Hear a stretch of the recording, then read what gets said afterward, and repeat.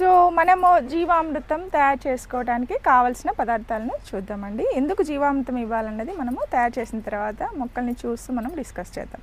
అయితే జీవామృతం తయారు చేసుకోవడానికి నేను ఇవాళ 100 లీటర్ల జీవామృతం తయారు చేస్తున్నాను. దానికి కావాల్సిన పదార్థాలు ఏంటంటే పచ్చి పేడ, పచ్చి ఆవు పేడ. ఆవు పేడ చాలా శ్రేష్టమైనది. దీంట్లో ఎన్నో కోట్ల సూక్ష్మజీవులు ఉన్నాయని చెప్తున్నారు.